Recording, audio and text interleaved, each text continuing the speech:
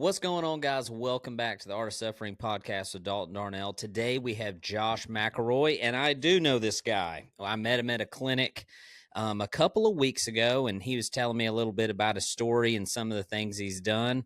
And I have no doubt we will dive into just copious amounts of great and terrible suffering that Josh has endured in his career choices. I am sure the lessons to be learned from these things are nothing short of biblical. So, Josh, thanks for coming on, man. I sure do appreciate it. Yeah, no problem, man. So let's get started. Kind of where you're from, what you grew up doing, like what was life like when you were young, that sort of deal. So I grew up preacher's kid. We kind of bounced around Oklahoma, Texas, New Mexico, um, with churches. My dad was a cowboy and preached, and then I guess one of his deacons at the church that he was pastoring when I was born, um, became kind of like my godfather. I'd go spend any moment I could on his ranch up in the Oklahoma Panhandle. Um, so I grew up from the time, heck, before I could walk, I was in the saddle, and then uh, grew up kind of bouncing from church to church as pastors kind of tend to do. They're like football coaches, right? Mm-hmm. So did that, and then day worked for a lot of folks. Worked sale barns when I was in heck, I started working sale barns when I was 9 with my godfather, and then um, started. Dad started buying me young horses, and I'd start them and resell them, and so did that all the way up through into high school, kind of. Okay. Um, What? Now, let me ask you this. Um, would this have been in the '90s, or how old are you? I'm 44 this year, so between the 80s and 90s, I kind of crossed that generation. Okay. What was it like being a preacher's kid back then? Kind of. What was that like? What was your dad like? Um, my dad's one of the greatest, most godly men I've ever known. And a lot of I think if you ask my sisters, they would probably give you a different story because he was at a different spot in his life when they grew up. I'm the youngest, Mm-hmm. so and my closest sister to me is 9 years older than me, so they kind of grew up in a little different time with him. But like kind of the typical pressures you would feel from uh, being a pastor's kid and having to be perfect, and, Perfect. and dad's job kind of relies on you. I didn't feel those as much growing up. Like I heard the stories, um, but I didn't feel those as much growing up because kind of by the time I was, you know, 8, 9 years old, I was kind of an only child. Um, Mm-hmm. and Were you a bad kid? no, I mean I don't guess I was a bad kid. Typical boy. Yeah, typical boy. My Yeah. my sisters are still irritated because I didn't have the same curfew they did, that kind of thing. And Dad's only Mm-hmm. answer was, "He's a boy and you're not." Um, so uh, Classic. that was kind of what that was. And Dad also gave me the freedom to kind of choose what I was going to do once I hit 16. I wasn't required to go to the same church he and Mom went to anymore. Mm-hmm. So I guess and the typical small town high school kid going out pastor parties with friends and that kind of thing. But um, I don't guess I was a bad kid. I never got into any trouble with the law or anything like that. Um, I was an ADHD kid before there was really a diagnosis. Mm-hmm. So uh, I kept pretty busy doing stuff, and uh, whether it was showing steers or roping or you know training horses, whatever it was, I kind of stayed pretty busy doing that. Mm-hmm. And Did your dad pressure you to stay busy, or you just kind of like that? um, it was, I don't guess it was pressure from dad. It was just kind of always an expected thing, and I'd probably pressure more from mom. Like if dad walked outside, mom would be like, "Go." Mm-hmm. Um, she always said he's not going to beg you to go spend time with him or go do stuff, but if he walks out that door to go do something, you better be with him. Mm-hmm. Um, and I appreciate that very much now because that he and I became very close just because I was out there working with him. Mm-hmm. Um, and so I appreciate that now, but I don't think it was ever a pressure from him to be out there Yeah. and do stuff. It was just kind of what I enjoyed doing. So Was he a preacher of a specific type of church? we grew up kind of Southern Baptist, Yeah. and then I basically kind of stayed in the Baptist side there. There was a couple of churches that weren't necessarily Southern Baptist Convention churches, but we basically kind of stayed in there. Mm-hmm. Um, and uh, I think the last church he pastored for a while, like the ministry, I guess, started to wear on him. And me being young, I didn't really see that part of it. Mm-hmm. But he stepped away from the ministry while I was in junior high and high school, um, and did other jobs. Became the technology director for one of the northern part of the Texas Panhandle, and kind of created that position out of his own pocket. And then worked at the high school that I went to. And so he wasn't in the ministry then. We still attended the church, and he still helped out, but he wasn't the pastor then. He Mm-hmm. didn't start pastoring again until heck after I joined the military. Mm-hmm. Um, and he was still cowboying, but he pastored. I guess it was one of the first or second church that he ever pastored out of seminary. He ended up going back to work at a ranch up there near that church, and they needed a pastor, so he kind of did both then. But Mm-hmm. that break, I really wasn't in that pastor's kid role, I guess, where you would see most of the pressures Yeah. come. I was real young in it, and then I saw it, you know, looking back, but I don't guess I remember it really being a pressure on me growing up. So you had a really good foundation of uh, probably biblical truth or the Gospels before you joined the military. Yeah, yeah, I was raised with biblical truths, and my dad has always been a very deep thinker, and so his approach to theology uh, was very much, if it's in the Bible, you need to understand everything about that context, historical context, why it was said, when it was said, um, and that kind of thing. And so I kind of absorbed that growing up, and I think that's kind of where that foundation was laid. Man, what a gift. That's a gift. That's Yeah, freaking awesome. I didn't yeah. learn till recently that the reason why Matthew is written in such kind of legalistic language is because Matthew was a Jew talking to Jews, and he was speaking to them kind of in their own tongue. And I mean, it changes everything about the way you perceive what you're reading in the context of which it was writ is so important. I mean, Oh yeah. that's key, man. It's not just it's who they're talking to and why that really helps kind of paint the picture of that. That's really cool, man. That your dad sounds like an awesome guy. So he's still around, he's still preaching and cowboying. No, he's 70, I guess 77 now. And he still does. I think he's a teaching pastor now for the Southern Baptist Convention down there in near Lubbock. They live in a little town called Crosbyton.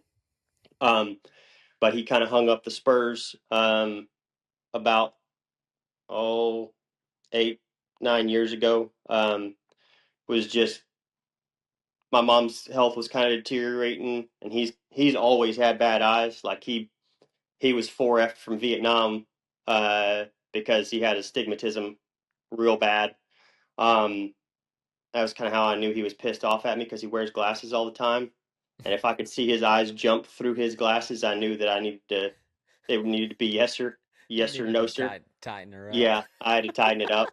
Um, but his eyes started to really kind of bother him, and with mom's health challenges, they just couldn't live that cowboy life anymore. So he kind of hung that up. Mm-hmm.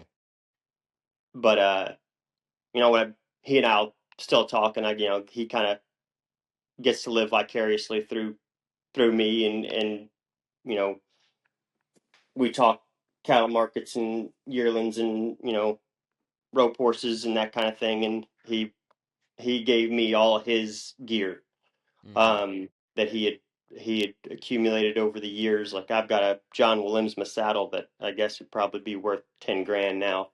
Um, Man, that's awesome. that he rode for years and had John make for him. Probably one of the last few he made in the early 2000s. But he gave me all that gear, and so he kind of has stepped away from that cowboy side of it. He can still ride when he needs to, but he just doesn't do it now with his health and mama's health. It's going to end for all of us, man. Like we're Yep. all going to hang the spurs up at some point, and it's really cool. I think a lot of guys, a lot of cowboys, they find their identity in that work. And it's really cool to hear a guy that was willing to hang it up when he needed to, based on his family, his wife's health, and all that stuff is perishable, man. Like just being a cowboy is not enough. It's not Oh yeah. enough. But it is a really fun job while you got it. You know what I mean? Yeah, and I was very blessed in that we see so many kids especially in the ranching community, these older ranchers, I guess, in the baby boomer generation, all their kids grew up hearing was how tough life was, and they they never heard how lucky they were to be able to step in the saddle, you know, Mm-hmm. um, and how lucky they were to be stewards of the land and God's creation. That's what I heard. Um, we, you bitch and moan about it being, you know, 22 degrees below zero in the Texas Panhandle with wind blowing 30 miles an hour in January. Um, but you were still up to see the sunrise, and there was still open enough country that you couldn't see a telephone pole, you know. Mm-hmm. And so that was one of the benefits that he gave to me, was that even though I chose to do other stuff in my life, that it wasn't something that I never wanted to come back to. Like I didn't want Mm-hmm. to go get a degree and never see the place again. Yeah. So this kind of now that start me off. So we're finishing high school and decided to join the military. And you said your dad he got passed over for Vietnam because of his stigmatism, correct? So he Mm-hmm. was not in the military. No, sir. His one of his younger brothers served in the Marines, kind of during that interwar period. But I I originally straight out of high school wanted to join the Army. And when I went to talk to the recruiter that came to school, um, I was honest with them when they said, "Or do you have any medical conditions?" And I had asthma pretty bad growing up. Um, and they're like, "Oh, well, you can't join." Um, and so that was off the table. And I was a pretty fair public speaker. Our high school had a really good speech and theater program, and so I thought that might have been the way I would go. And I got some scholarships to go to college, uh, on speech and theater side, and so I thought I was going to do that. And what I realized was that I was. It took me a little while, but I realized that I was not the college type. Yeah, me neither. Um, uh, I quickly learned that you could go party on a Tuesday, and nobody was going to force you to go to class. And Mm-hmm. so I did not go to class, and uh, it was sort of the unraveling of that whole deal where I was failing all my classes and I lost all my scholarships, that I was like, I got to go do something else. Um, and I was working at a car dealership, and one of the guys that I was working with at the car dealership talked about the Army, and I was like, well, I'd go try to do that. And I'd been thinking about it, and then it was kind of in that interim window that 9/11 happened. Mm-hmm. Um, and so that happened in September, and I was like, I'm gonna finish this semester, but then I got to figure out something else to do. And come spring semester, I called the recruiter and I was like, hey, how fast can you get me out of here? Mm-hmm. Um, and so, At that time, pretty fast. yeah, turns out that they needed a few folks. Yeah, right. So I went into the recruiter's office, and I scored pretty high on that test, that ASVAB test you take, and they're like, oh, well, you can do 214 jobs in the United States Army. And then I was pretty excited, and then they gave me all the color vision tests, and I couldn't see a dadgum one of them. Um, I've been My folks always made fun of me for being colorblind because I'd always say stuff was green or gray, and they were like, that's not at all correct. Um, and so I took that colorblind test, and they're like, oh, you can have 4 jobs. So, uh, and the jobs it was like tent repair. Tells you how long ago that was. It was a job. Um, Truck driver, um, heavy equipment driver, or a medic. And I told the recruiter, I was like, I'm maybe the smartest guy, but I watch a lot of Sesame Street, and one of these things is not like the other one. Like, you Mm-hmm. guys must need medics.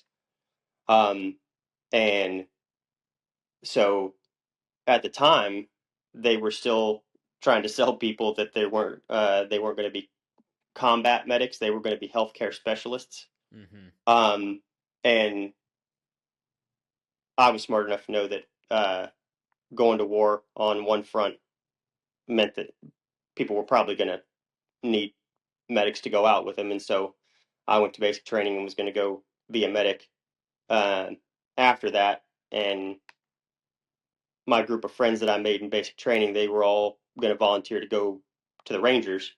Mm-hmm. Um, and this was when the Ranger Regiment was still very high and tight. The standards were still very strict to get in there. Um, and so I went through. Oh well, I volunteered for the Rangers, and they got me all the way to airborne school, which is a requirement. And they told me that I was disqualified because I was colorblind. Mm-hmm. And I was like, well, I wasted a lot of time doing this then. And because I had given up my contract to go to Italy, which is what I had signed up for. It was Italy or Germany, I can't remember. But I was standing outside the medical office there, and it looked like a broom closet that we were standing next to, but I guess it was somebody's office. And the guy in the office was like, "What's going on out there?" And they told him that I was colorblind and I couldn't go to jump school. And he said, "Come in here right quick." So I go in there and stand parade rest, and he had two wooden blocks on his desk, and he held them up and he said, "You tell me which one's red and which one's green." I was like, "Oh, red, green, yeah, that's fine." He was like, "Yeah, he can go. It's waiverable."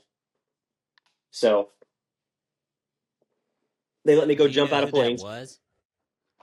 I don't to this day. I was probably one of the like the school surgeon, or the the replacement surgeon, whatever. The guy was sitting in the surgeon's office. There was probably the surgeon who was kind of in charge of all the waivers and that kind of thing. Mm-hmm. Um, I thought it was dumb because like I had my driver's license, and I didn't see why it was any different than going through a stoplight. I was like, are they like on top and bottom, or like they're different? And they're like, yeah, they're different lights. And I was like, are they like stoplights? And like, yeah. I was like, well, I got my driver's license. Like I can see. Welcome to the United States Armed Forces. Yeah. And I was like, and isn't there somebody like at the front whose whole job it is to be like stop and go? Like they tell me to stop and go. And they're Yeah. like, yeah. I was like, I don't really see the problem here. I think it was that discussion with the staff that sort of piqued the other guy's interest in being like, well, if he wants to go that bad, we might as well let him. Yeah. Um, so then I went, and to be quite honest, like the basic training, and you probably had the same experience, like growing up with a dad who's a cowboy, Not like too bad. getting hollered at, like Not a okay, problem. that's Yeah. we had people crying and all kinds of stuff. I was like, what? What you Yeah. guys? It ain't that bad. Um, and so that wasn't bad at all. And then I went to the what used to be called the Ranger Indoctrination Program, um, and that was significant because their job was to weed everybody out. hmm What was that? What was that like?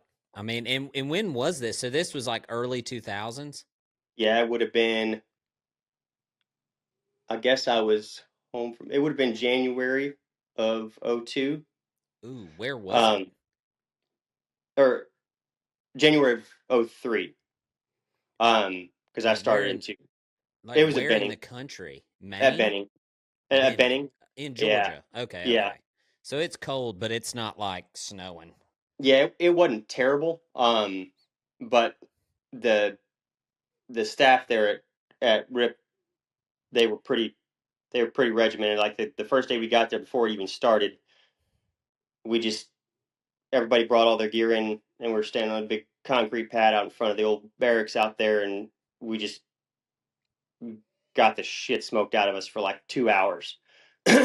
And I was like, we hadn't even signed in yet and I was getting smoked and they had us in what they referred to as our favorite position, was with your feet close to your hands and your hands in a diamond on that concrete, and you would just sit there while they talked, and then you would do however many push-ups and put your nose in the diamond. And I kept falling and bashing my face on the concrete, skinned up the side of my face. And then one time I didn't get up fast enough, and the instructor came over and assisted me with a boot to the ribs Mm. So to this get is up. back in the day when they can still put their hands on you pretty good. Yeah, I don't guess they were supposed to, but he must have missed that memo. Yeah. Um, ended up being a great guy later on. One best Rangers guy's name's Kevin Nash. Cool dude. Um, he was doing his job, and I was, I guess, not. So then I went. They were like, "Well, the PT test to get in is tomorrow morning." Um, and come to find out, doing sit ups with cracked ribs is not as easy as one might think. Um, so I did not pass the initial PT test to get in because I couldn't sit up on cracked ribs.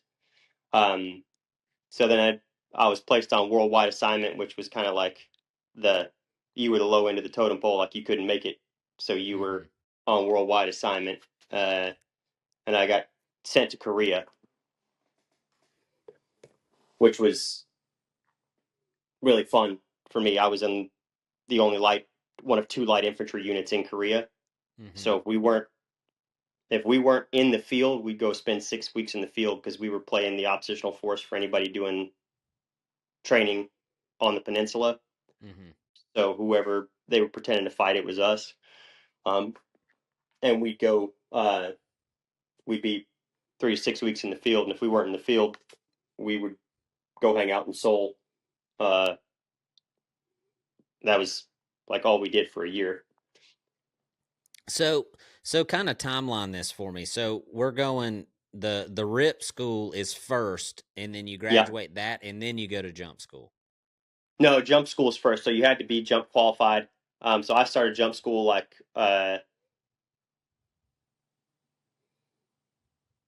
late December, I want to say, or like Okay. middle December, and then we went home on Christmas break, and then came back and went to to RIP.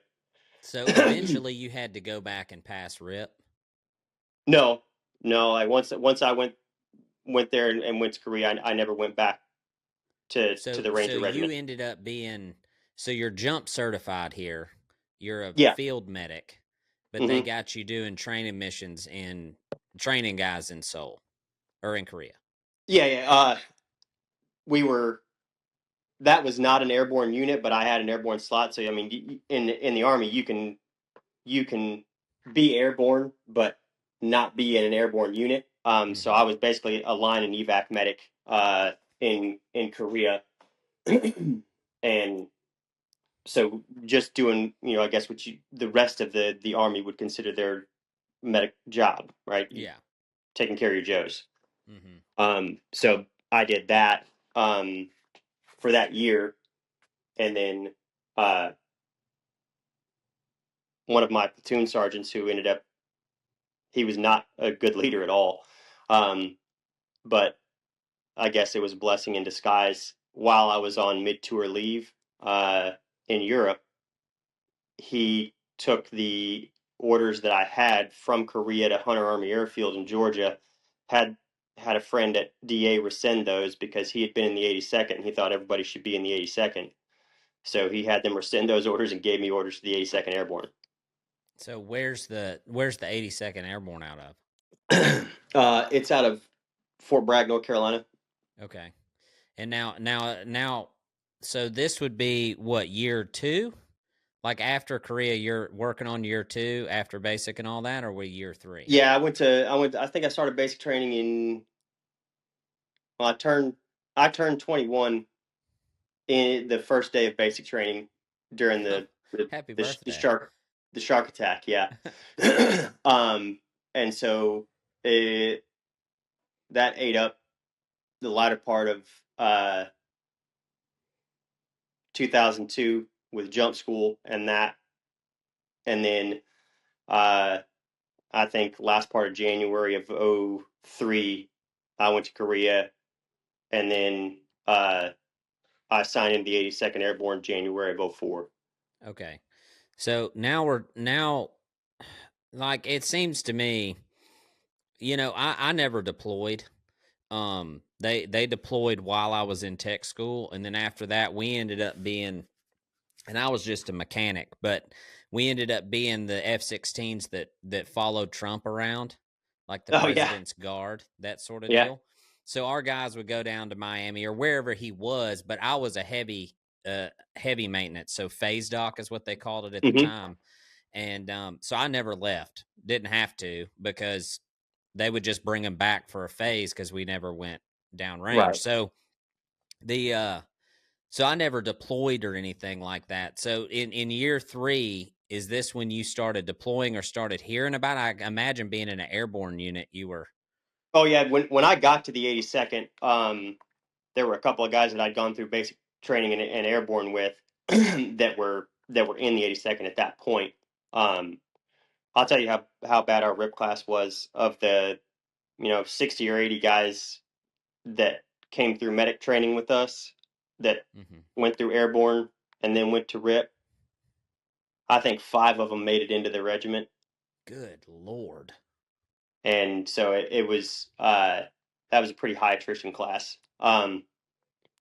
But I showed up, and half the because this was right at getting ready to ramp up to the invasion, so there were folks who were just coming back from Afghanistan. There were folks getting ready to go on the invasion, um, and so it was coming. Like Fort Bragg is one of the largest bases in the states, and it was a ghost town. Mm-hmm. Um, so and I wasn't in an infantry unit there. I was in a support unit, and that was where my break with the conventional military happened. Like Mm-hmm. they were, I had a first sergeant who had failed special forces selection twice, and so he kind of was pretty salty about it. Um, and they were very concerned that you have a fresh haircut every week. Um, they were very concerned that my hands were in my pockets for longer than 3 seconds to retrieve something. Um, and so we started having some significant friction there. Mm-hmm. And I think probably over that next 4 or 5 months, I kept hearing, well, if you want to go do stuff like that, you can go to special forces. Mm-hmm. And I was like, well, where do I sign up for that deal? Um, and I had a really good commander uh, come into the unit that I was at, and he ended up being a really solid guy, and so he made me a handshake deal. One of the infantry units was getting ready to go in the fall of '04 to cover the elections in Iraq, Mm-hmm. um, and so they needed folks to go with them to plus up their numbers, and so I volunteered to go on that one, and I made him a handshake deal that if he'd let me go on there, that I could go to the Special Operations Medical School. Mm-hmm. Um, and so I didn't know where I was going to go. There's civil affairs units were needing people, and so that's kind of how he finagled me a slot. But I knew I was.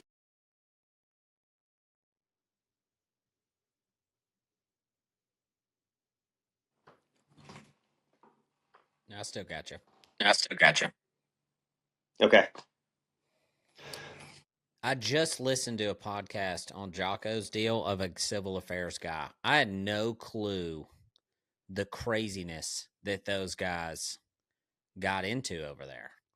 Yeah, those small teams, especially the folks who were, because there at the time there was only a couple of civil affairs units that were attached directly to special operations. Mm-hmm. Um, and so the ones that were attached directly to special operations, like they were out there doing some wazoo stuff, and they're small 4-man teams. Like they go out in their 4-man teams um, to be able to give the special operations forces in the area actionable intelligence Mm-hmm.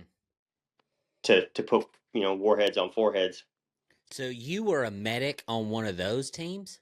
No, sir. You went over there with those guys. I went over to the school, like the special operations and medical school. I think at that time was either 8 or 9 months, and you could go to um, civil affairs needed that school. Um, Special forces, they call them the group support battalion, which is Mm-hmm. basically you go with the group, but you're nowhere near the the A teams or even the B teams.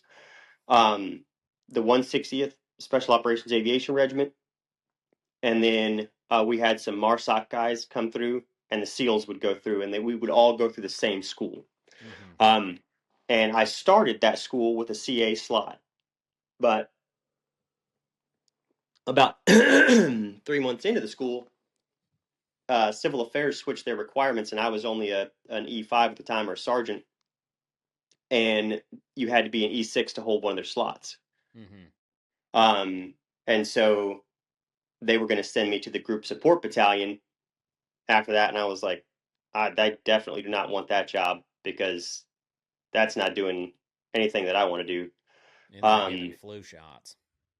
yeah, like they were always going to be back at whatever FOB was the main base for all the SF guys, and I was like, I'm just going to be a clinic bitch, and I don't want to do Mm-hmm. that. And I was lucky enough that one of the senior medics for the 160th was going through his medical refresher at the same time because they hold that at the schoolhouse as well, Mm-hmm. and they were really needing guys. Um, and so me and another guy were interviewed because we were kind of unassigned at that point. So he took us out to dinner and interviewed us. And that was where I was first introduced to the special operations like hiring process. Is it's literally like a job interview. You go in, you talk to them. They they really don't look at your records. They look at you. And he was like, "Yep, I'll offer both you guys a job." Um, Because and is that because you're going to be in there with these like the SEALs and the CA guys and stuff? Like you're going to be the guy, the only guy. yeah, with the 160th, they act as the infill exfil platform for um, special operations only. Mm-hmm. So like they're not going to be hauling around a conventional force. They are referred to as that ground force commander's asset. And the unit that I ended up going to at First Battalion is the asset specifically for the Tier 1 units in the Army and in JSOC. So our primary customer base was the guys out at the beach at DevGru, and then the guys out at Bragg in Delta. And then we would fly the Rangers in country because they were operating the same target sets um, as the Tier 1 guys. So that's the mission set for the 160th. But where they need medics is we also act as the Casevac platform. Mm-hmm. So if one of those guys gets shot, hurt, blown up, whatever, a conventional medevac that has the red crosses on the sides is not going to go into the middle of a gunfight because Mm-hmm. they're unarmored and they don't have any weapons on that aircraft due to Geneva Conventions. Well, we had miniguns on our aircraft, Mm-hmm. so I'll go land in a gunfight Mm-hmm. as I brought my own guns.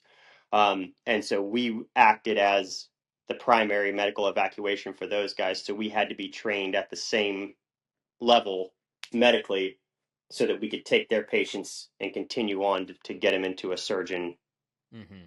at that time.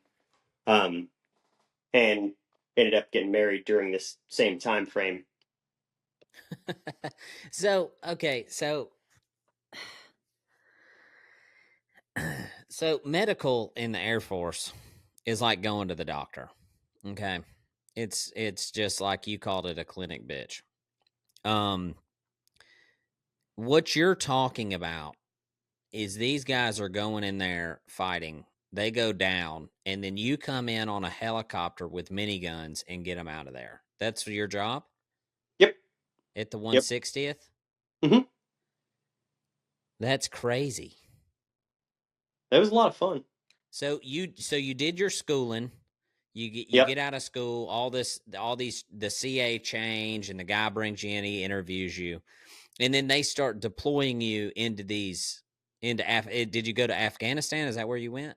Um, my first run with them was Iraq. Like once we got to Campbell, um, I think it was like 4 months or so, 5 months before, because you have to go through their selection and assessment to get Mm-hmm. into the unit.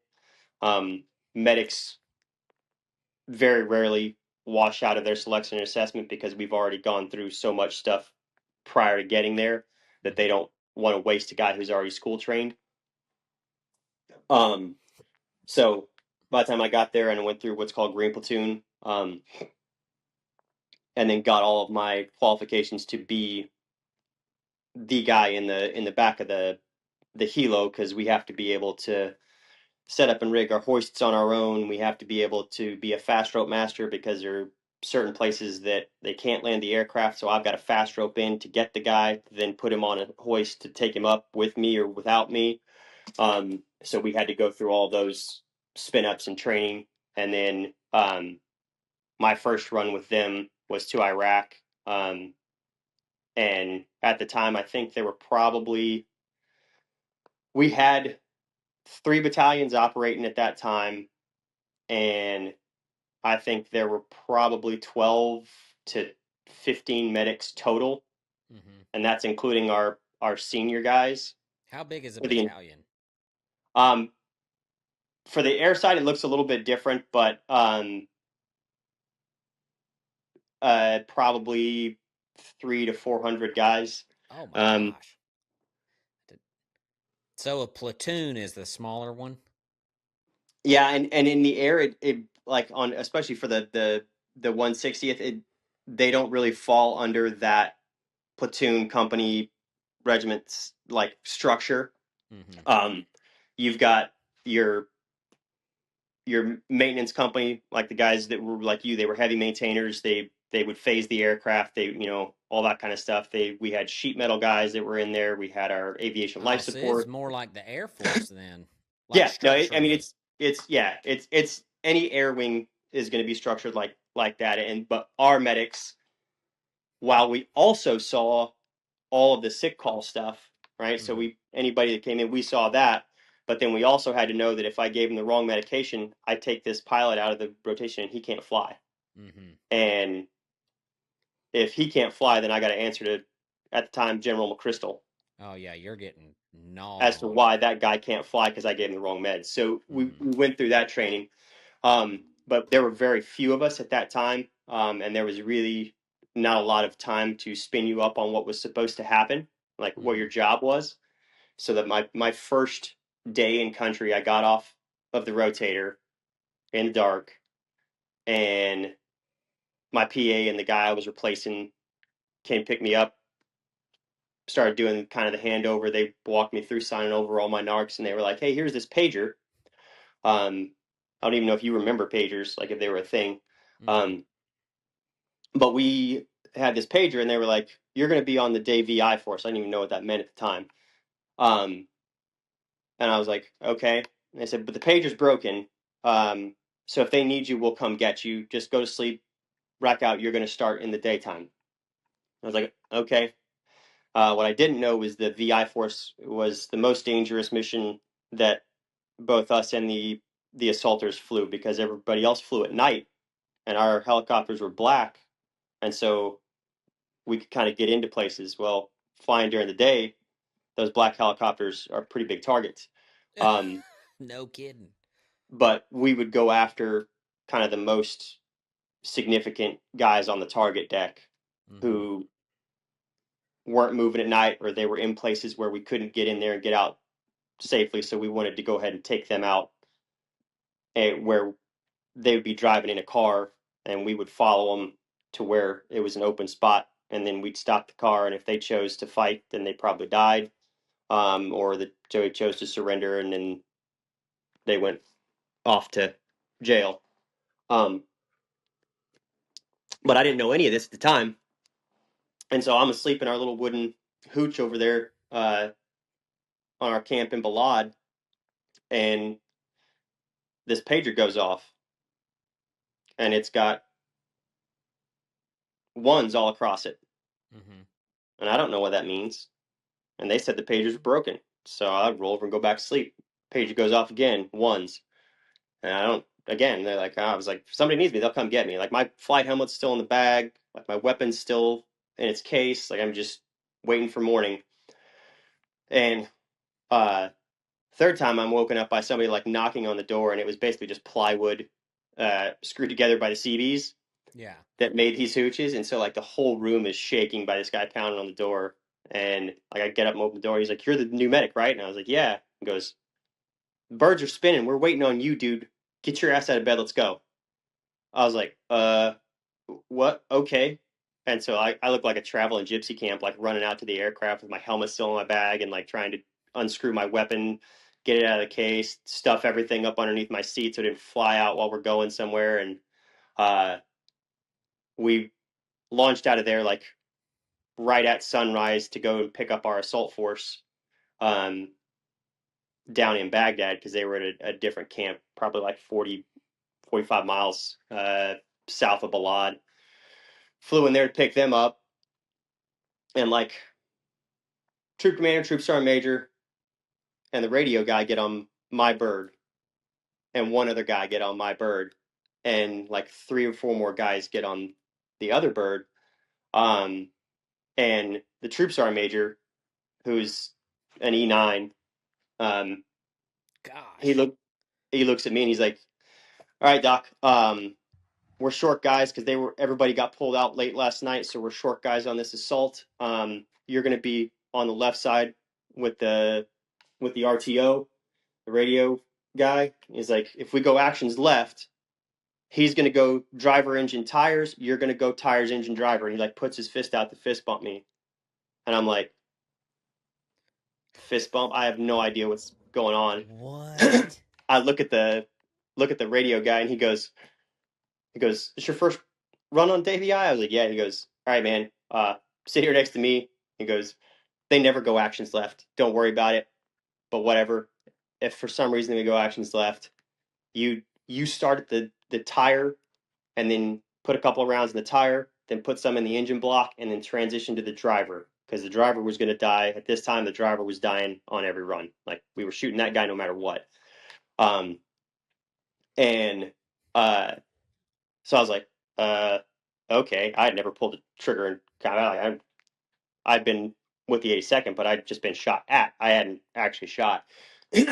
And so we're flying out to go get this guy, and we're flying along this road.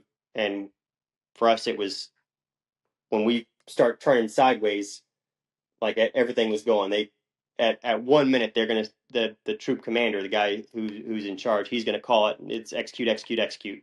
Mm-hmm. Um, so we get the 1 minute. He goes to execute, execute, execute, and we start turning sideways. So our guys on the right, who were the assaulters, they have sniper rifles that are 308 caliber, so that they can, punches better. They're getting ready to put rounds in the engine block and the driver to stop this vehicle, and I'm looking out the left hand side, like, oh, this is Iraq. All right, cool, like desert, and I'm not even really paying attention, and the aircraft just pitches straight up, like somebody hit the brakes, Top Gun style. We pitch straight up and we pitch over, and the crew chief starts hollering, actions left, actions left. So like any good soldier, like I'm echoing the command, right? Actions left. And I'm like, oh shit, that's me. Like I'm supposed to be shooting now. Like this is crazy. Um and like we're now shooting, and my Romeo element, their RTO is already like he's putting a couple of rounds in the windshield, and like I had never shot out of a moving helicopter before, so I didn't really understand the ballistics of doing 80 knots on forward and the car doing 60, 70 miles an hour and trying to shoot in front of it. So like I'm shooting and it's like landing behind the car. I was like, oh, like you really have to lead this, and so like uh What? I I finally, I think I hit one of the wheel wells, and like I see the spark. I'm like, oh, that's how you shoot at cars. And then the aircraft pitches up again. And what had happened was that the high tension electric wires had crossed the road. So, and they had to switch so that the wires were on the other side of the aircraft so that they could turn into the car if they needed to. Um, and then they crossed the road again. So like I shot like 6 rounds and one hit a tire. And they pitch back over. They do the stop, kill the driver. A couple of guys jump out. They try to shoot. Our minigun on that side just goes and smokes everybody. And uh, so that was that was day one on deployment with the regiment. What the heck, dude? Bro Dog couldn't have warned you? That Like, and it was at that time that I figured out like they had so much respect for the unit and the people in the unit, like our customer base, whatever they were, that they assumed that if they fist bumped me, I was executing just like they were. Like they didn't have any qualms about telling this guy, "Hey, tires, engine, driver, go." And I was like, "Oh crap, I've got to step my game up because like this is the level of expectation that these guys have of us just because we're here." gosh, So, that's crazy. and then from then on, it was we were still short guys, so we were doing 60 on, 60 off, uh, high fiving on 60 the days, 60 yeah hours, 60, days. 60 days. Yeah. Shoo. And where a conventional unit, they would be gone for a year, right? They're out there, but they might be out once a day, once every 3 days, going out on patrol or whatever, unless it was, one of the big operations like Fallujah or Ramadi or something like that, where they were kind of getting it every day. But every time we would go, we would we would be flying every single day. Like unless there was bad enough weather that kept our aircraft out of the air, our guys were getting in gunfights every day. sometimes 3 and 4 targets in gunfights every day. Man, that's crazy. See, you got married before this. Yeah, my long-suffering wife, who did not know what she was getting into, was at home, and uh, I was had started that pace. So we would do 60 on, 60 off, and then when we were home, we still had all the training requirements. So I think the longest I was at home and the entire time I was assigned there was probably 3.5 weeks. Gosh, dang it. And you're still married today? Mm-hmm. Man, that's And rare, isn't it? yeah, the divorce rate for special operations is 40% from statistics, but it's probably much higher than that. Man, that's wild. That is Yeah. wild. Now, did any of this stuff you were doing over there conflict with your beliefs in God? No. Um, and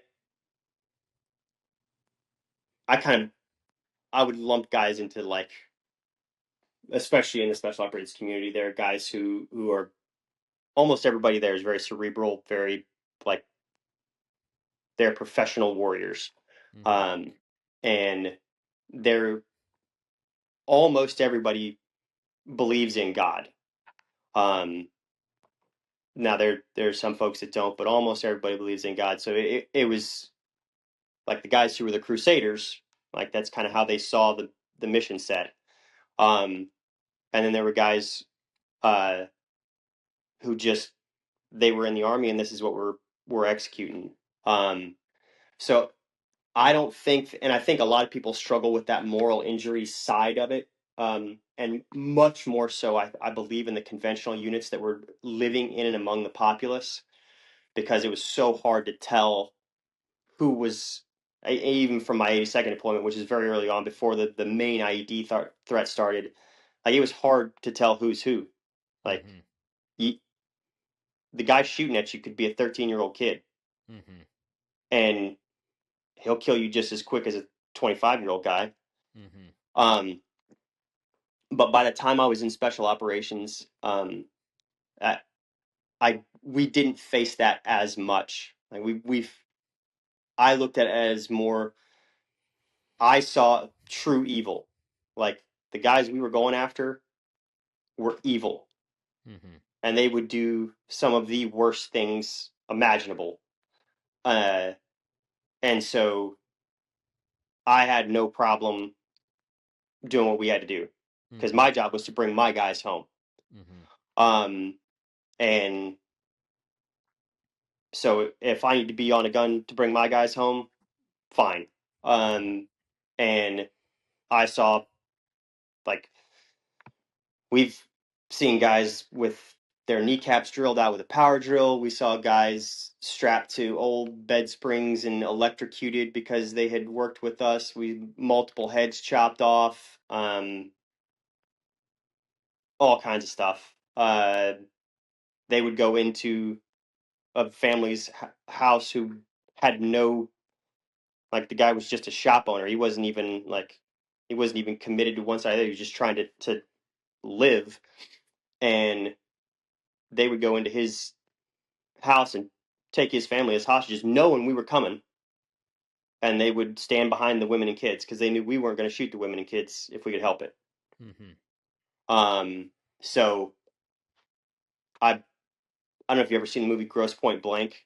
Mm-mm. Um, it's an older movie, but and funny, it's about a guy who's a contract killer, but his rationalization is, if I'm coming after you, chances are you did something to bring us here. Mm-hmm.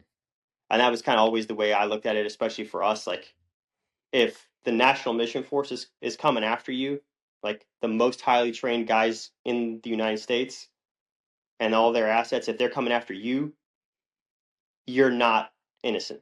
Yeah.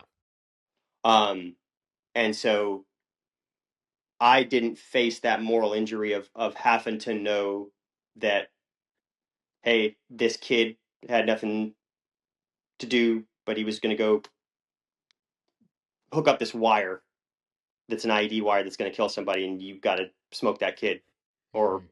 10 of your guys get eaten up. Mhm. So we didn't face that nearly as much. Like I've treated kids that got caught in crossfires and that kind of thing, and that was always hard. Like I tell my wife even now, like she'll ask me if one of our kids is sick. I'm like, honey, I don't do kids. Like I don't like doing kids. Never have. I like kids. I don't like to work on 'em. Mhm. So I didn't face that moral conundrum um, that I think a lot of other guys have and have been put into because of the situations that they were in. Yeah, you know, I saw this video yesterday, and it was a very large group of Muslim people in Times Square, and they're screaming about Islam and Allah and all the things, and about how this religion needs to be in every home in America, and yada yada yada. And it was talking about the historical documents that kind of talk about the takeover of countries through the Muslim religion, and how there's a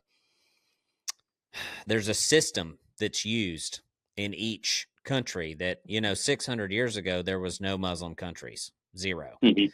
And now there's quite a few. And I'm sitting here in kind of this I think a conundrum that any true believer would have, of what's the difference between loving your enemy and recognizing that it's an enemy. You know what I mean? And then what do, right? So, like, you could read David and what God asked David to do to his enemies, and then you come to Jesus, and then what do I turn the other cheek? Do you allow this to happen? And kind of, I don't think that the people that live in America day to day have a true fear of what life will be like if the Christian religion is abolished. What the country was built on. You know what I'm saying? Yeah, and I think it that is a large conundrum, and especially because the the the separate sects of Islam, right? The Wahhab versus Salafi. Um, Can you explain that to me a little bit? so the Wahhab is a much more militant, kill 'em all sect, right? Mm-hmm. It's the easiest way to kind of explain it is almost like a denomination, Okay. right? Southern Baptist First Church Christ. Mm-hmm. Um, so the Salafi are not, they are not a uh, proselytized by violence Mm-hmm. sect, right? Mm-hmm.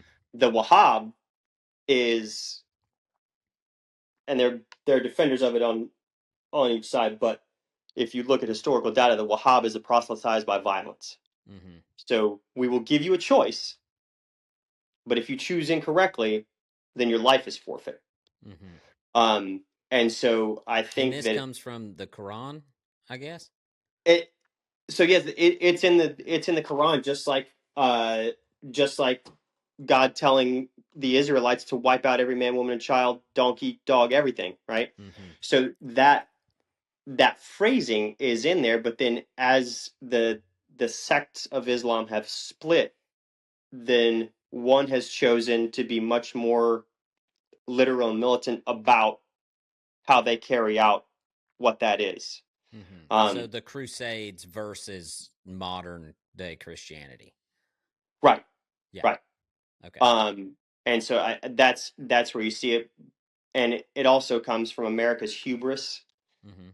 to believe that everybody wants to live as we do. Mm-hmm. Right. That's the reason we lost in Iraq. That's the reason we lost in Afghanistan. That's the reason we lost in Vietnam. Right. Mm-hmm. America believed that they wanted what we had, and especially in Afghanistan, they have no concept of what we have. Mm-hmm. It literally doesn't compute. So, like, we want to give you democracy is like saying we want to give you a unicorn. Like Yeah. they have no concept of what that means. And so I think America's, especially the people of America living under the freedoms that have been provided, don't have a concept of what that separation looks like, Yeah. right? Because I can go to Jordan, uh, even Egypt, some of the other places, and nobody's going to want to chop my head off walking down the street, Mm-hmm. right? Just because I'm an American. So you would see that as more of the Salafi, like they live their Islamic faith, they will proselytize, but they don't believe that you should die because you don't believe as they do. Mm-hmm. Um, and you go to other places up in the, in the tribal areas in Pakistan, Afghanistan under the Taliban, of course, those kind of places where the, your existence is anathema to theirs. Mm-hmm. So I think that's where that kind of that line draws, and it's pitiable that people do not understand that. And like I've fought beside guys who are practicing Muslims, and would fight beside them again. Um, and I have no issues with that. Um, it's just a completely separate set of belief systems that Americans don't understand because they choose not to. Mm-hmm. Mm-hmm. They take whatever they're told as a generalization that does not exist. Mm-hmm. That makes perfect sense. It's the same way with Christians. Mm-hmm. It's the Yeah. same way. It's the same way with anything. And I heard it said best by a guy named Jamie Winship. He said, you know, Christian, Muslim, atheist, they're all gang names. It's the kingdom of God or it's not. Mm-hmm. And my step further with that is Baptist, Church of Christ, Methodist. They're all gang names. It's the kingdom of God or it's not. And I just, I spent a lot of time. I talked at a cowboy church this weekend, or I spoke, preached, I guess, and I was talking about belief, and I kind of preached on the passage in Matthew talking about the sheeps and the goats and how God's going to separate them. And you know, I said that there's 5.1 million people that live in the state of Alabama, and of that 5.1 million, 3.7 million proclaim Christ as their savior. And that is not the experience if you go to the Walmart. And, you know, there might be 100,000 sheep that live in Alabama. And then that would leave us with 3.6 million goats. And the same rings true for the United States of America. There's 340 million people that live here. 220 million say they're Christians. Why do we have the problems that we have? Well, because they're goats, dude. They're not followers of Christ. They're not Christians. They don't take care of people around them. They don't love people. They live in a separation worldview where there's not enough to go around and I got to get what's mine and damn everybody else. And this is why people don't like Christians. You know what I'm saying? And it's hard to not blame them, or it's hard not to agree on some degree. And it's no different. I think it boils down to, and this is a heart issue I've been having um, with the Muslim religion in and of itself, because I don't know, there's turn the other cheek, but there's also you must defend your family from the lies of the world. And yesterday we were at this indoor playground and this gal comes in that works there, full Muslim garb. Boom, right in the middle of Alabama, got the head thing on, the whole nine. And I'm like, what is happening here? And I looked at her hands. She's lily white, dude. She's whiter than me. No, you know what I'm saying? And this woman, I immediately was on the defense, like almost angry internally. And I was like, Lord, what is this? Like, why am I mad at this poor lady who, like, why do, in my heart, do I hate this woman? And just because of what she's wearing and what she believes, that is not the posture that I should take. There's no, she's, I'm sure this other group of Muslims that you're talking about that just live life and don't hate me, you know what I'm saying? And so it brings me back to a person's fruit. The character of a person is what we should look at. It has nothing to do with anything that they are other than they're a child of God and what's their fruit. And that those lines become very muddied when your country has been at war, which it feels like a religious war. Like when you talk about it, like that's what it Um, feels like. it's I think it's been especially by the folks on the right, it is has been couched as that, right? Yeah. Um, and because nobody wants to see or take the time to see the nuance of, like, yes, it is a religious war to them, Mm-hmm. but it's an ideological war, not Mm-hmm. necessarily religious. It's ideological war. Um, and so I see the same things, and I'm very much of the same thing of, show me what you say, Mm-hmm. right? If you're gonna say it, show it to me, and if you're not, it's don't say you are, right? Mm-hmm. That's kind of, it's the old cowboy thing, right? You can talk a big game, but it's gonna come out Mm-hmm. when things get a little bit dicey. Um, so I see that as a struggle for the American made, but it's also a Christian struggle where it's, again, you like the gang mentality of, you know these people over here believe this one thing, these people over here believe this other thing, but if and my dad always said, if it doesn't line up with what's in the Bible, whatever anybody's saying, if it doesn't line up with what's in the Bible, then it's not correct.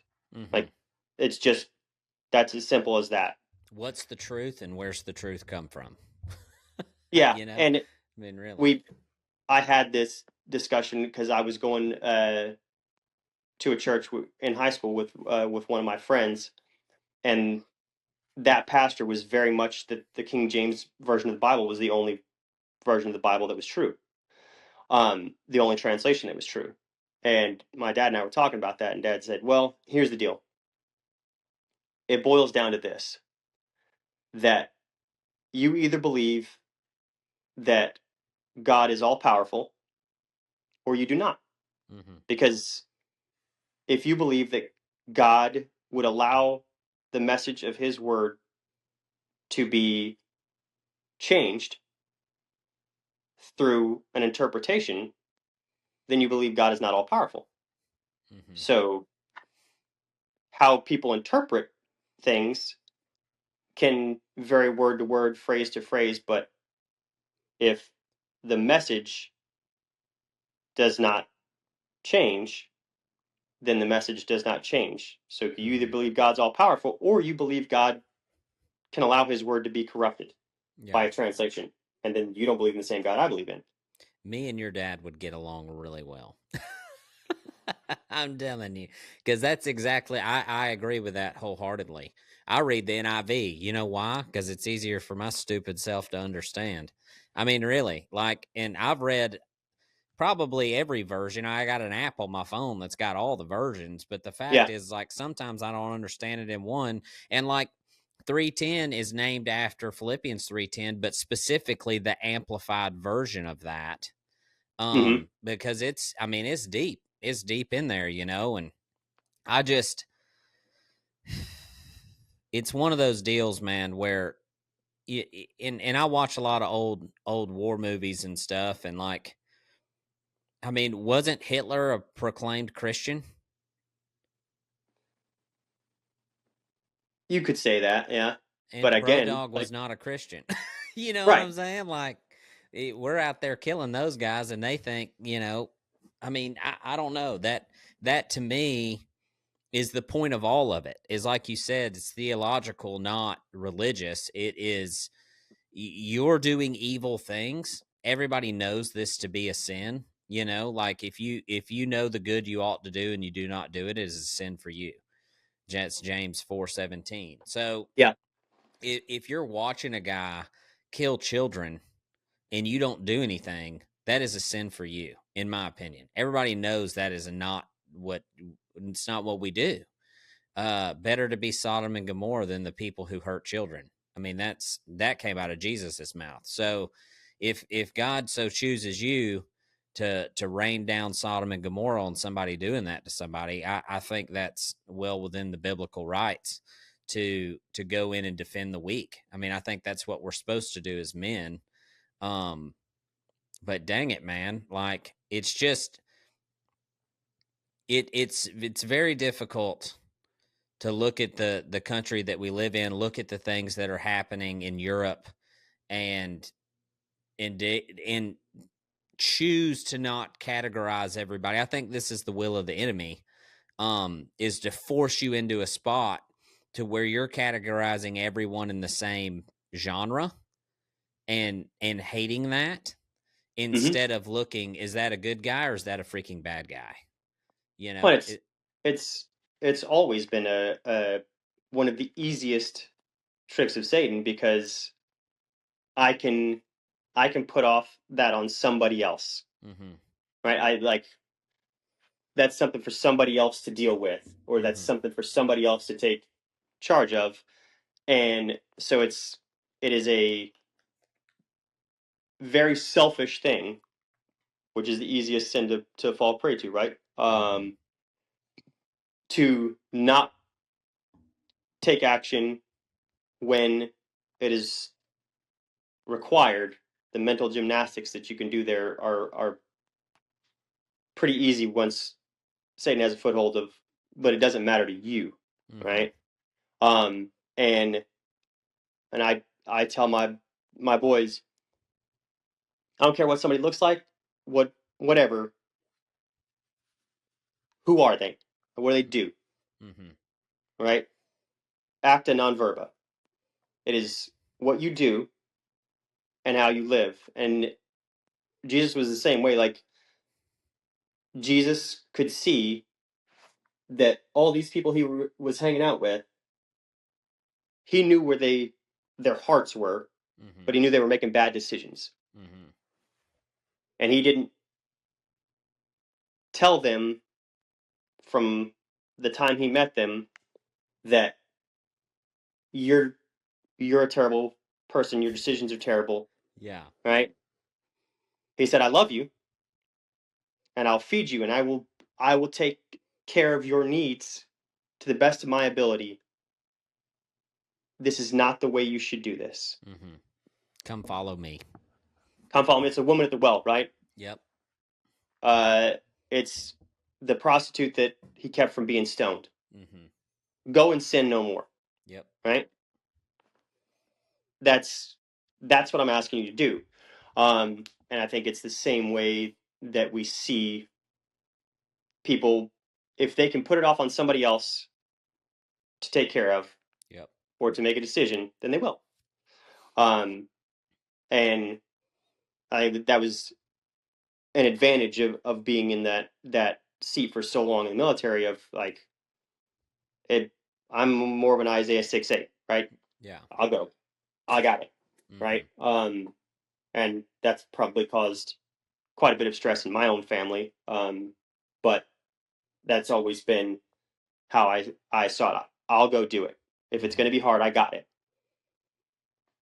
Mm. because I know what the cost is. I'm prepared to pay, but it has to be done. So I'll take it. Yeah. What's so how long were you in total? I was in 14 years active, and then I did the rest in the guard. Um, so I think it was like 22 years total. Mm-hmm.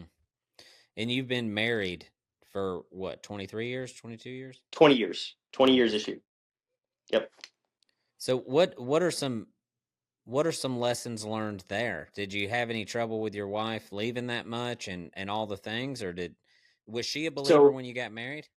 yes, yes. That helps. I'll tell you that the troubles don't, for a lot of people, not that's generalization. For a lot of people, the troubles don't happen while you're on the train. Mm-hmm. Um, because it's such a fast pace that for years it's like a honeymoon, right? You're home for a couple of weeks and you're gone, then you're home for a couple of weeks and you're gone, right? So like there's never any chance for friction to develop. Mm-hmm. Um, but it also, especially on our end of the spectrum, is what caused the most problems in our lives was that every time you go, I update my will, I update my death photo, like I plan my funeral, make sure nothing's changed, and so when we say goodbye and I go get on a rotator, that's a separation that I could die within 16 hours. I could be dead, Mm-hmm. right? And so I think the most trouble we faced was the distance that created between us during that time, Mm-hmm. because it forces you to kind of stay distant. Because if I try to keep that relationship and do that, then from my end, right, as the guy going down range, I know it's going to be harder on her when I get killed.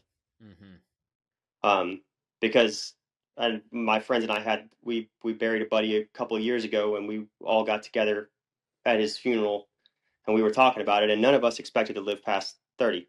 Mm-hmm. Like that was just we said like my count right now is at like 49 or 50 guys that I've known personally that are dead.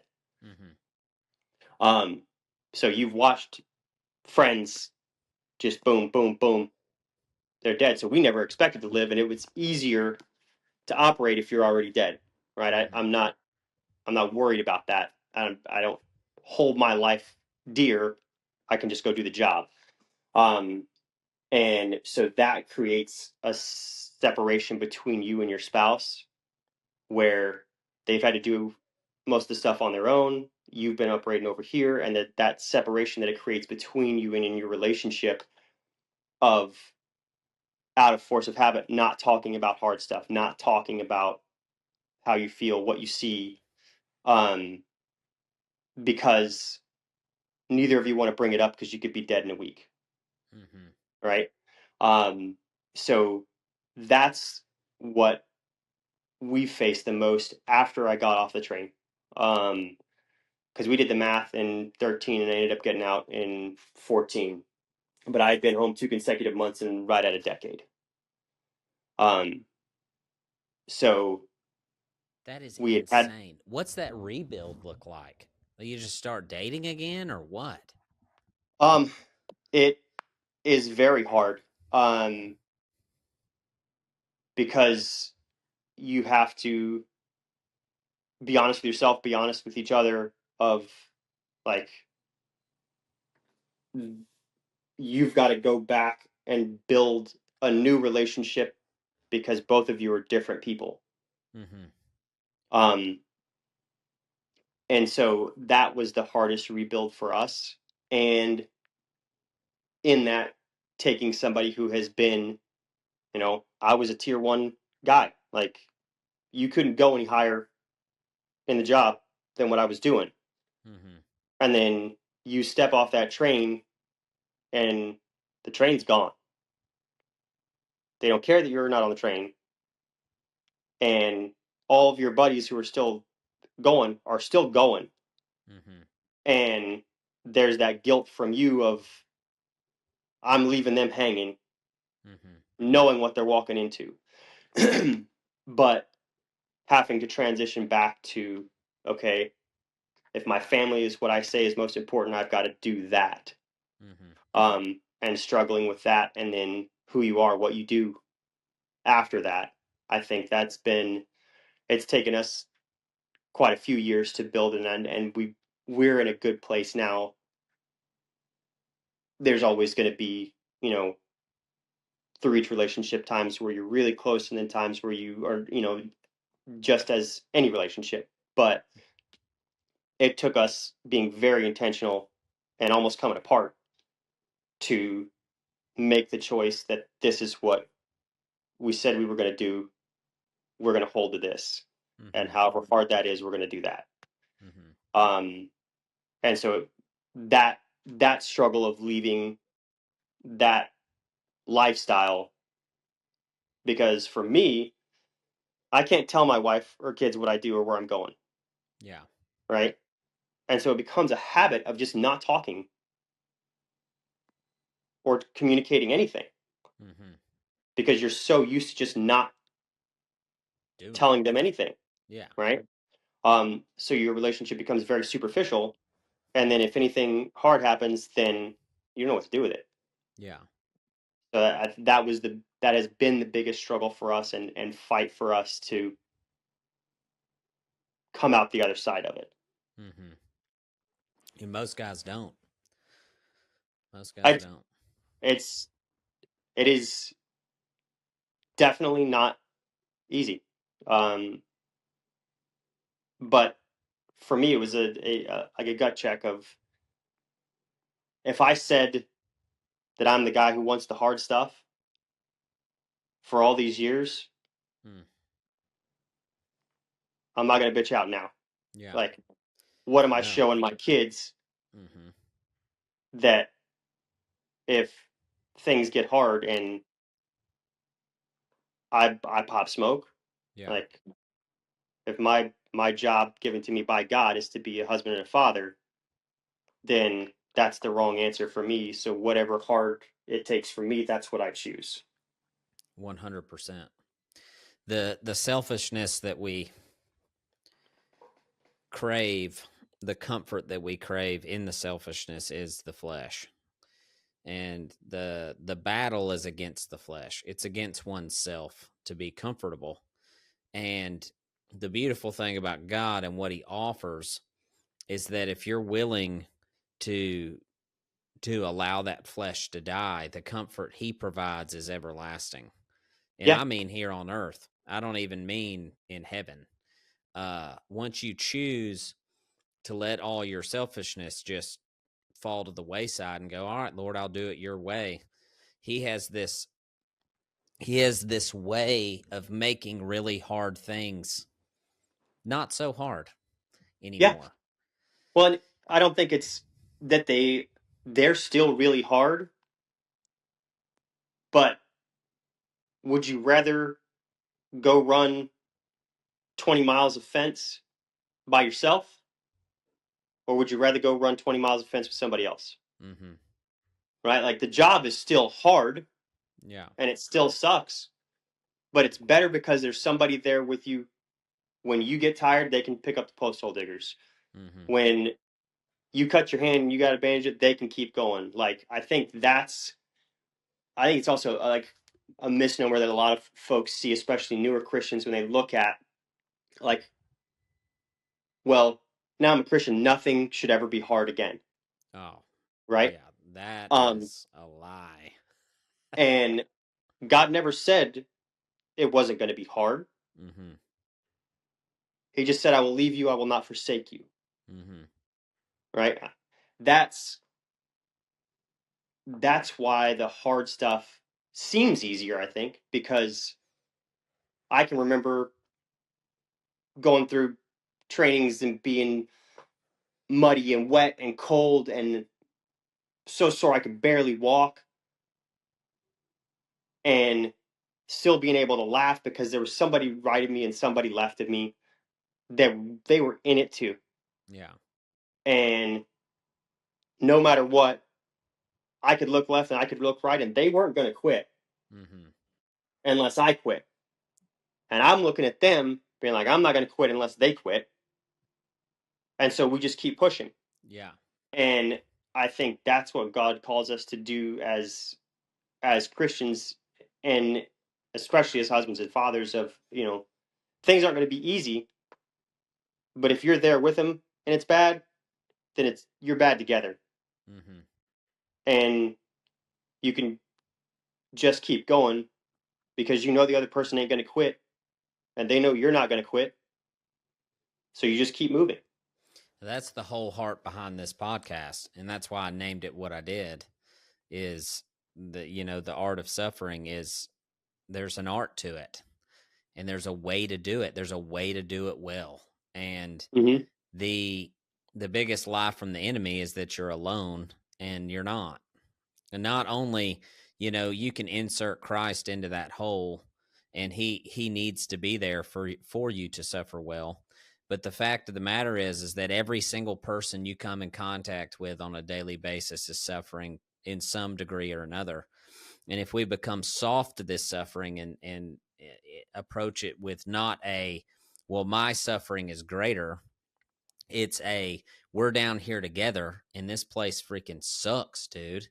Like, we got to survive it well, in order for our children to grow up and have a chance, for our wives to have fulfilling lives. The only thing that makes sense is to lock arms and go, all right, let's freaking get through the trench together. And that's what the enemy doesn't want. The enemy hates this. He hates your family. He hates you. He hates the brotherhood. And because it is contradictory to what he wants, which is all that destroyed. So it's a really, it sounds like a really sombering thing, and because it's hard, and that's the point, is your life's going to be hard regardless. It's promised. It's a Yeah, guarantee. So I don't know. It's interesting. And with that being said, it sounded like us visiting at the clinic that you're kind of into some of that. Like, you're teaching people about horsemanship and this sort of deal that helps prepare people for these hard times, correct? yeah. I mean, I've worked with a lot of kids. I taught at a alternative high school that had that was housed on a therapeutic riding center, and so part of that was they would come and help me in the barn.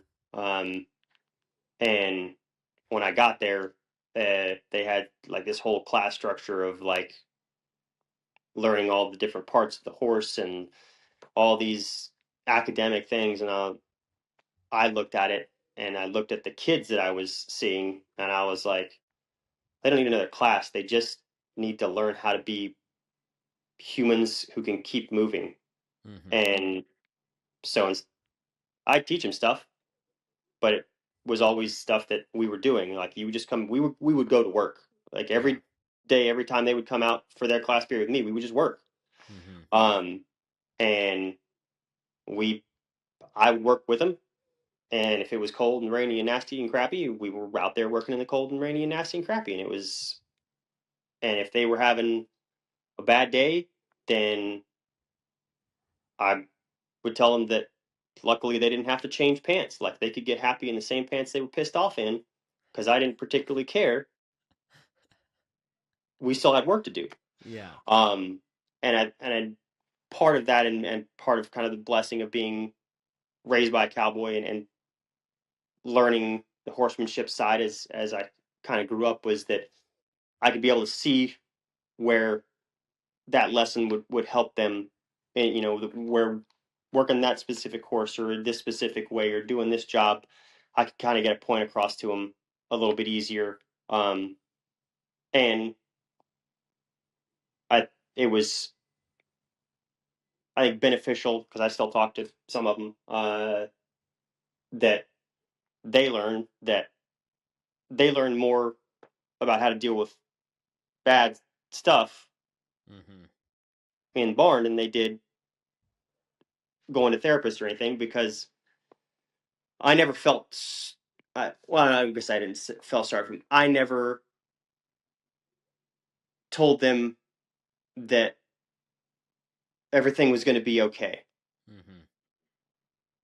or that they could act however they wanted because of all the bad stuff that had happened to them. Yeah. And part of that was just being a realist, right? Like nobody is going to care how you grew up or what bad stuff happened to you if you just meet them. Like you don't get to treat people crazy because you had a bad childhood.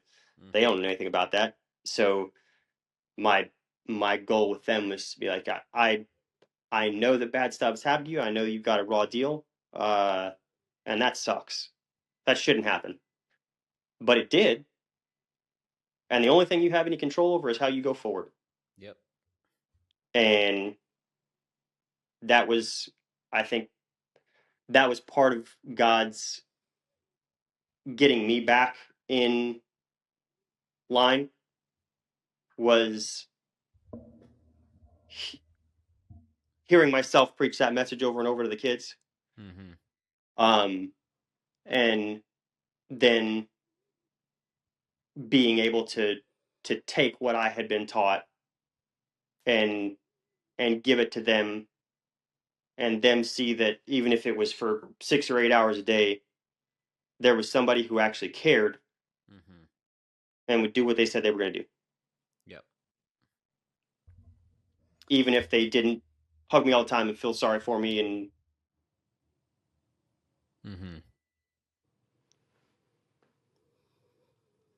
Hmm. so that was a very valuable experience, and I've consulted for a couple of different veterans organizations and helped a couple of others try to start up stuff, and it's the same principles that I was teaching those kids, the same thing that you know I learned myself of you.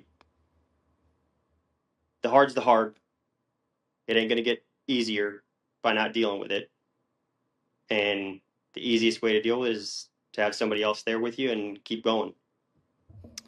The testimony of each person is designed, in my opinion, to proclaim the glory of God, regardless of what is believed, whether it good, bad, or otherwise. And one of the lies from the enemy is he'll make you feel shameful of this. If something happens to you, or there's suffering that you've endured that God's helped you overcome, is that you can't share the story. You can't tell them. You can't tell people what's happened because of X, Y, and Z. Whatever Mm-hmm. lie is inserted in the story is what proclaims God's glory. That's what changes people's lives, right? Yep. It's the actual walking out of the gospel, of the lessons learned, and his goodness at the end. And there's not a thing that has happened to me in my life that I can't tie back to God, that God is good, the good, Mm-hmm. the bad, and the ugly. And I think perseverance and grit is just something every person needs. It's just part of living on earth, is learning these things.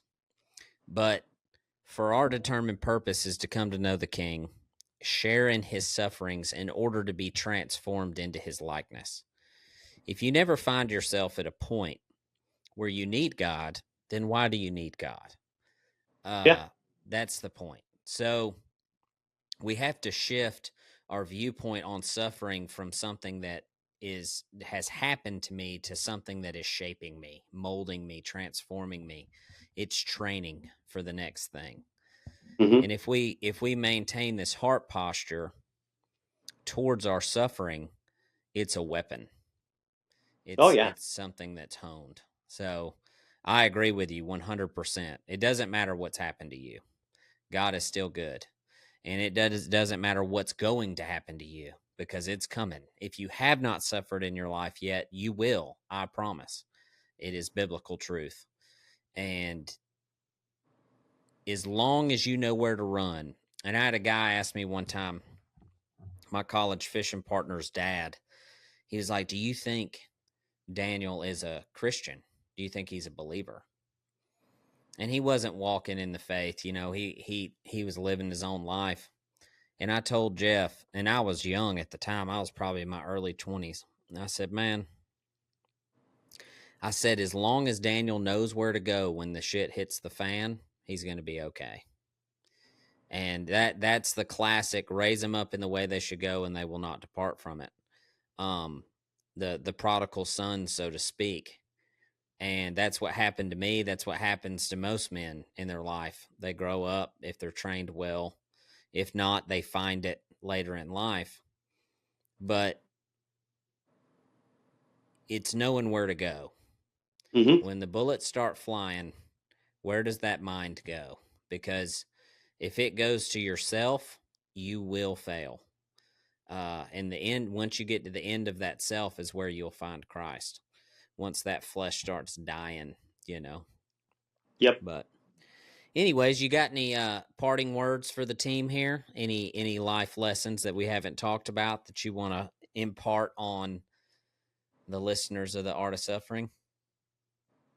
So one of the greatest quotes that I ever got, and I can't remember exactly where it comes from. I know Tommy DiTomaso likes to say he invented it, but I don't know if he did or not. Um, Especially as a man, um, you can delegate authority, but not responsibility. And that, if you follow that quote out, you can relate it to a lot of different stuff in your life. Um, that who do you give authority to do things, uh, and then who is overall responsible for that. Mm-hmm. Um, and I think that I I share that with a lot of people talking about leadership and leadership development. Of you can delegate authority, but you can't delegate responsibility. Mm-hmm. Um, and it just becomes, are you willing to be responsible? Mm-hmm. Yes, I am. Yep. But is everyone else? That's Yeah. really good. I've never heard that before. That's that's deeper than you'd think it'd be if you get to chewing on that one a little bit. Because Yeah. that's true. That's very, very true. That's like delegating your authority over your kids to their teachers or to the church or to your wife. Um, but at the end of the day, that's your fruit. Uh, that's your fruit out there. You're responsible to God for what He has given you in charge of, Mm-hmm. and you can delegate authority as you see fit because He lets you. But you are the answer. And Damn. Woo. That's pretty good, man. Golly. Yeah, that's a good one. Me and my wife are in the old, I'm wanting to homeschool the boys, and she doesn't really want to. Doesn't feel like we have the time.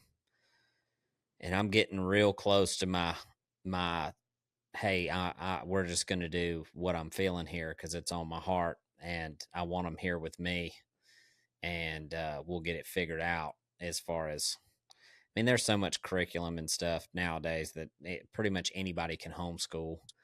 But I feel like I'm giving away all my time with my men, and I'm having to combat some BS that I don't want to have to. You know what I mean? Uh, there's no need for it. God gave me too good a youngin to let somebody pour some stupidness into his head, and there's a lot of lessons to be learned that he's missing out on because he's sitting at the lunch table goofing off with his buddies, and I really feel like I just want him here with me. That's kind of what it boils down to. But that's exactly what you're talking about.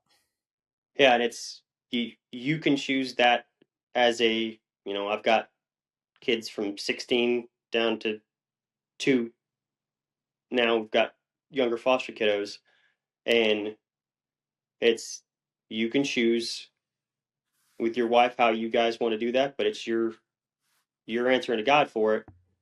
And I would also say that, as you look at that schooling and what they are exposed to, um, I'll give you a preacher's kid's perspective on that. Um, if they are never exposed to the garbage, they will not know that it's garbage. Mm-hmm. Um, if they never hear a conflicting perspective, they will not know how to combat a conflicting perspective. Mm-hmm. Um, and so that's one of the things that I think my dad did well, and I was taught well, was you you have to be able to defend your beliefs, and if nobody ever challenges your beliefs, then when dad's not there to do it, and when dad's not there to lean on, I can tear you apart Mm-hmm. because you haven't built your own coping mechanisms when you could go to dad and be like, "Hey, dad, why is this way?" Mm-hmm. And dad could be like, "Hey, I heard, I know you hear that, and here's what I'm going to tell you about that." Mm-hmm. Um, and that's I think also an important thing as they grow to be able to say, "Be in the world, but not of the world," right? Mm-hmm. And whether it's they are homeschooled and they travel with you and they get to see other stuff, but always developing in them the ability to say, I know you see this, and this is how the world is going to portray this. Mm-hmm. Here is what we believe and why we believe it, and why we think it will be better if you do or don't do this, because this is what God says about it. Um, and that has served me very well in my own life at times and in my kids, because they can come and have a conversation with me and be like, what do you think about that? And I've had to practice my like straight face a few times of like, huh, that sounds interesting. Um, I can only imagine. but then being able to like, okay, what do you think? And developing a critical thinker is, I think, one of our main jobs as men and our Mm-hmm. children, um, because I do agree with that. if they can't if they can't see both sides of an issue, uh, and know how each side thinks, then it's real easy for someone else to pick them apart Mm-hmm. because they haven't thought it through and how to think critically about things and logically and take it to its conclusion. And uh, it's very important, I think. I agree with that. That's where you wind up with a guy like me, hating the other side because you don't understand it. Yeah, and You, it's one of the things that I fought growing up and seeing different things, and these people believe this just crazy whacked out stuff, and like that doesn't make any sense. Why do you believe that? And never got any further down and be like, tell me why, what you think, yeah. defend your point, Mm-hmm. and let me listen to it without emotion so that I can understand where you're coming from. Yeah. Okay, I see how you could believe that. And it's important for us to be like, I see how you could think that. I don't believe you're correct, Mm-hmm. but I see how you could think that. And I see how you could think that. I don't believe you're correct, but let's have dinner. Yeah. Like, I'll take coffee. Let's, Mm-hmm. and being able to have differing viewpoints, but still be cordial and maintain that relationship is another lost or losing art, I believe. Mm-hmm. Still be able to love people. Yeah, yeah.